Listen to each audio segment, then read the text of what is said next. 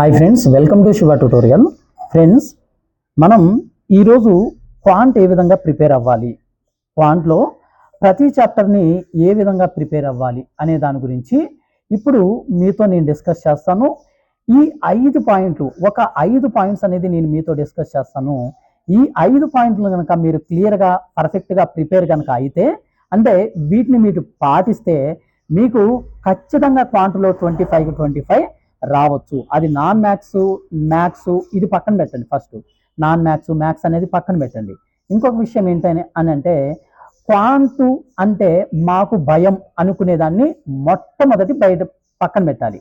Quant అనేది నాకు రాదు, క్వాంట్ అనేది లేకపోతే అర్థమెటిక్ అనేది, ప్యూర్ మ్యాథ్స్ అనేది మాకు చాలా భయం అనుకునే వాళ్ళు ఫస్ట్ ఆ మనసులో మీకు ఉన్న ఆ మాటని, ఆ సందేహాన్ని తీసి పక్కన పెట్టండి. ఎందుకు అనంటే ఏదైనా సరే నేర్చుకుంటే మీకు ఈజీ అవుతుంది. ఇప్పుడు ఒకరోజు ఒకటి నేర్చుకున్నారు, అది ఇంకొక రెండో రోజు చూశారు, మూడో రోజు చూశారు, నాలుగో రోజు చూశారు, ఐదో రోజు చూశారు. అలా చూస్తూ ఉంటే ఆ సబ్జెక్టు లేకపోతే ఆ పాయింట్ అనేది మీకు ఎప్పటికీ మర్చిపోని విధంగా ఉంటుంది. అయితే క్వాంట్ని ఆ విధంగా చేయొచ్చా అనంటే నేనేమని చెప్తానంటే చేయవచ్చు. క్వాంట్ని ఆ విధంగా ప్రిపేర్ చేసుకోవచ్చు, మనమే ప్రిపేర్ చేసుకోవచ్చు. కాబట్టి నేను చెప్పే ఈ 5 పాయింట్లు కనుక మీరు కన్సిడర్ చేసుకుని పర్ఫెక్ట్గా కనుక ప్రిపేర్ అయితే ఖచ్చితంగా క్వాంట్లో 25కి 25 రావచ్చు. ఇంకొక విషయం ఏంటంటే, క్వాంట్ అనేది హార్డ్ ఇవ్వడు, క్వశ్చన్ అనేది హార్డ్ ఇవ్వడు. ఓకేనా? ఎందుకు అని అంటే దానికి గల రీజన్ ఏంటంటే, మనకు అక్కడ క్వశ్చన్ అక్కడే ఉంటుంది, ఆన్సర్ అక్కడే ఉంటుంది. ఒక క్వశ్చన్ని మీరు మ్యాక్సిమం 1 మినిట్లో చేసే విధంగానే క్వశ్చన్ అనేది రూపొందించబడుతుంది. కాబట్టి ఫస్ట్ ఆఫ్ ఆల్ క్వశ్చన్ హార్డ్గా ఉంటుంది, లేకపోతే నాకు చేత కాదు అనే భావనని మీ మనసులో నుంచి తీసివేయాలి. నేను చెప్పే ఈ 5 పాయింట్లు కనుక మీరు కన్సిడర్ చేసి వాటి ప్రకారంగా ప్రతి చాప్టర్ని కనుక మీరు ప్రిపేర్ అయితే ఖచ్చితంగా 25కి 25 మార్కులు వస్తాయి. ఎవరికైతే మాకు తెలుసు అనుకున్న వాళ్ళు ఈ వీడియోని ఇక్కడితోటే ఆఫ్ చేయండి. లేదు మేము తెలుసుకోవాలి, మేము ప్రిపేర్ అయ్యే విధానంలో ఇంకా ఏమన్నా చేంజెస్ ఉంటే నేర్చుకోవాలి అనుకునే వాళ్ళు మాత్రం ఖచ్చితంగా వీడియోని చూడండి. ఓకేనా?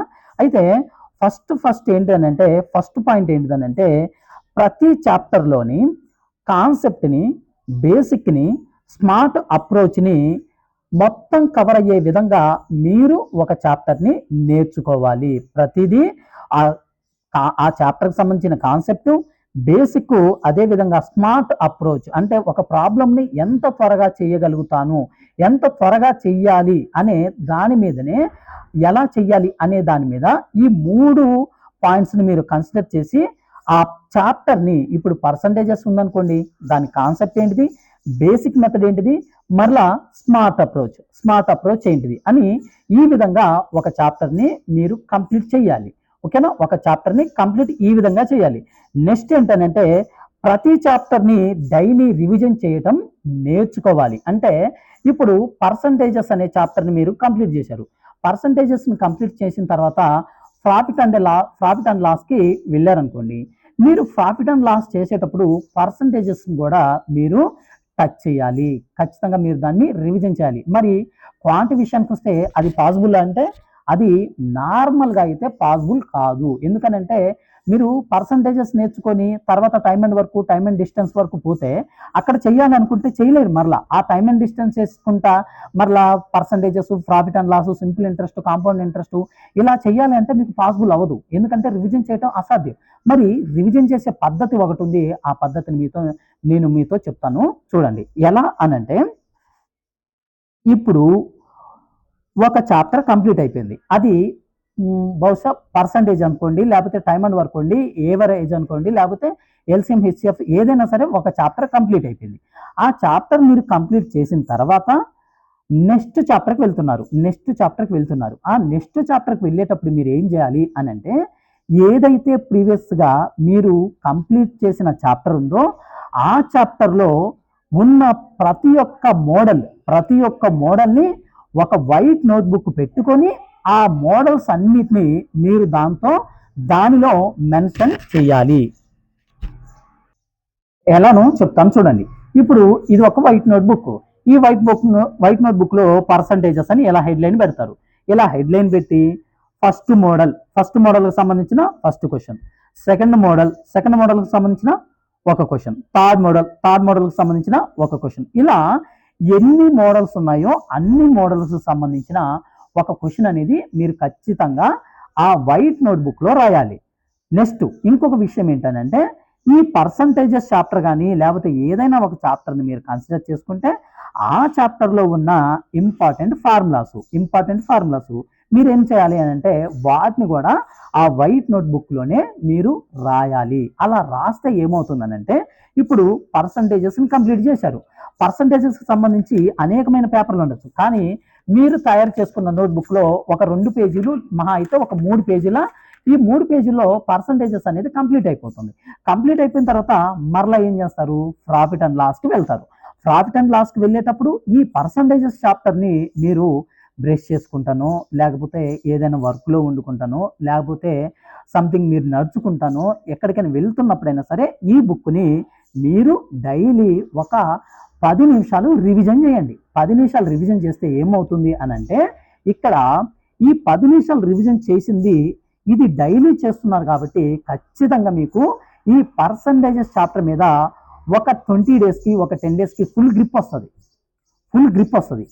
మీకు తెలియకుండానే మీరు ఏం చేస్తారంటే ఒక బుక్ అనేది క్వాంట్కి సంబంధించి ప్రిపేర్ చేసుకోగలుగుతారు.